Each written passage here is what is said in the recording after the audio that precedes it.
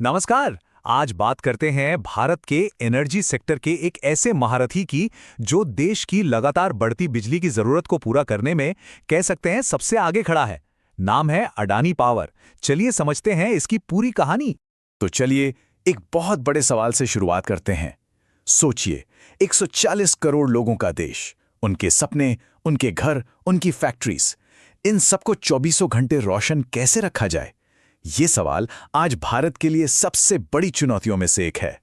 और देखिए, ये चुनौती हर साल और भी बड़ी होती जा रही है। ये जो 8% का आंकड़ा आप देख रहे हैं, ये भारत में पीक पावर डिमांड की सालाना ग्रोथ है। मतलब हर साल हमारी बिजली की भूख और बढ़ जाती है।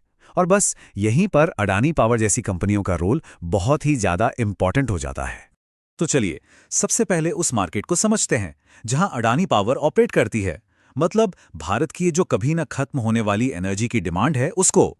देखिए, अडानी पावर एक इंडिपेंडेंट पावर प्रोड्यूसर है, जिसे शॉर्ट में आईपीपी कहते हैं। अब इसका मतलब क्या है?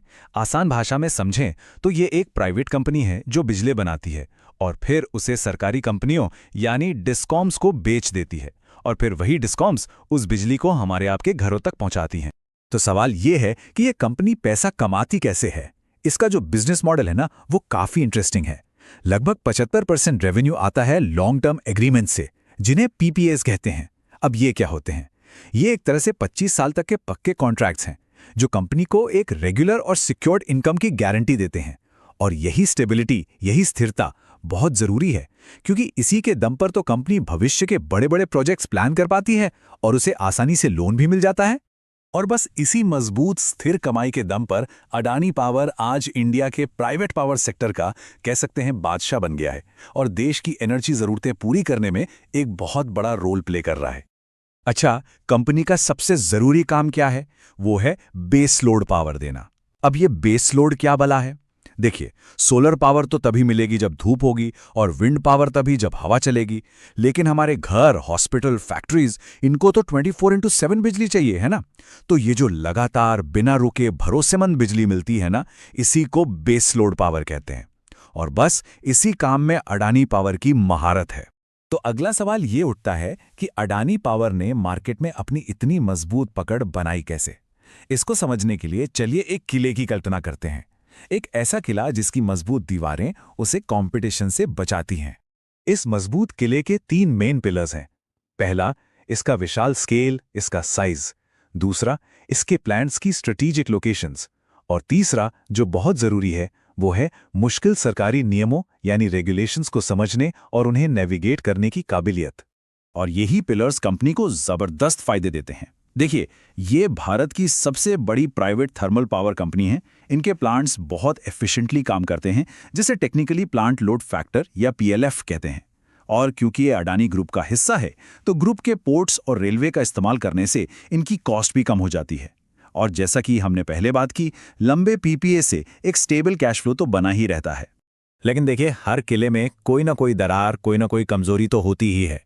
तो अब जरा बात करते हैं उन कमजोरियों और खतरों की जो इस कंपनी के सामने खड़े हैं। कंपनी की सबसे बड़ी कमजोरी है कोयले पर इसकी बहुत ज्यादा डिपेंडेंस, खासकर ऐसे समय में जब पूरी दुनिया ग्रीन एनर्जी की तरफ भाग रही है। कंपनी पर कर्ज भी बहुत ज्यादा है। रेगुलेटरी मामलों को लेकर भी इसका एक लंबा इतिहास रहा है। और हाँ, ईएसजी को लेकर ग्लोबल इन्वेस्टर्स का प्रेशर भी लगातार बढ़ रहा है। अब ये ईएसजी क्या है? मतलब एनवायरमेंटल, सोशल और गवर्नेंस। आजकल के निवेशक सिर्फ प्रॉफिट नहीं देखते, वो ये भी देखते हैं कि कंपनी पर्यावरण का कितना ख्याल रखती है और उसके काम करने के तौर तरीके कितने ट्रांसपेरेंट हैं। और बस इन्हीं सब वजहों से कंपनी को लेकर लोगों की राय बंटी हुई है। एक तरफ कुछ लोग इसे देश का इंफ्रास्ट्रक्चर चैंपियन मानते हैं, जो बड़े बड़े प्रोजेक्ट्स को टाइम पर पूरा करता है, तो वहीं दूसरी तरफ इसके कर्ज और कॉर्पोरेट गवर्नेंस पर हमेशा सवालिया निशान लगते रहे हैं। लेकिन इन सब चुनौतियों के बावजूद कंपनी के जो फ्यूचर प्लान्स हैं वो बहुत ही ज्यादा एम्बिशियस हैं। तो चलिए अब देखते हैं कि 42 गीगावाट कैपेसिटी तक पहुंचने का इसका रोड मैप क्या है। कंपनी की स्ट्रैटेजी ना वक्त के साथ काफी बदली है। एक समय था जब इसका पूरा फोकस सिर्फ अपना कर्ज कम करने पर था, लेकिन आज ये काफी एग्रेसिवली ग्रोथ पर फोकस कर रही है, जिसमें दूसरे मुश्किल में फंसे पावर प्लांट्स को खरीदना भी शामिल है। भविष्य की बात करें तो ये टेक्नोलॉजी के लिए गूगल क्लाउड के साथ पार्टनरशिप कर रही है और 2032 तक 42 गीगावाट का एक बहुत बड़ा टारगेट लेके चल रही है। तो इस ग्रोथ के पीछे 3 मेन ड्राइवर्स हैं। पहला, इनऑर्गेनिक ग्रोथ, मतलब दूसरे प्लांट्स को खरीदना। दूसरा, क्रॉस बॉर्डर ट्रेड, जैसे बांग्लादेश को बिजली एक्सपोर्ट करना। और तीसरा, जो शायद सबसे ज्यादा इंटरेस्टिंग है, वो है आरटीसी पावर, यानी राउंड द क्लॉक पावर। इसमें थर्मल और रिन्यूएबल एनर्जी को मिलाकर 24 घंटे की पक्की सप्लाई दी जाती है। और ये भविष्य का एक बहुत बड़ा ट्रेंड हो सकता है।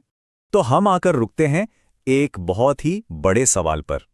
ये तो साफ है कि भारत की एनर्जी जरूरतों के लिए अडानी पावर आज बहुत जरूरी है, लेकिन जैसे जैसे पूरी दुनिया ग्रीन एनर्जी की तरफ जा रही है, क्या कोयले पर इतना निर्भर ये महारथी खुद को भविष्य के लिए ढाल पाएगा? क्या ये खुद को बदल पाएगा? बस यही वो $1 मिलियन का सवाल है जिसका जवाब वक्त ही देगा। तो दोस्तों, ये था हमारा एनालिसिस अडानी पावर पर। देखने के लिए बहुत बहुत शुक्रिया। जाने से पहले एक काम जरूर कीजिएगा, नीचे कमेंट्स में बताइए कि अगला एनालिसिस आप किस स्टॉक या किस सेक्टर पर देखना चाहते हैं। यकीन मानिए, मैं आप सबके कमेंट्स पढ़ता हूं। और हाँ, यहां हम सिर्फ स्टॉक्स पर गपशप नहीं करते, बल्कि हर फंडामेंटल रेशियो को एकदम डिटेल में समझाते और सिखाते भी हैं, ताकि आप खुद किसी भी कंपनी को एनालाइज कर सकें। तो अगर ऐसी डीप लर्निंग और मार्केट की इंसाइट्स चाहिए तो चैनल को अभी सब्सक्राइब कर लीजिए। और हाँ, वो बेल आइकन दबाना मत भूलिएगा। देखने के लिए शुक्रिया, जल्दी मिलते हैं। Disclaimer. Educational content only. Not SEBI registered. This is not a buy/sell recommendation. Invest at your own risk.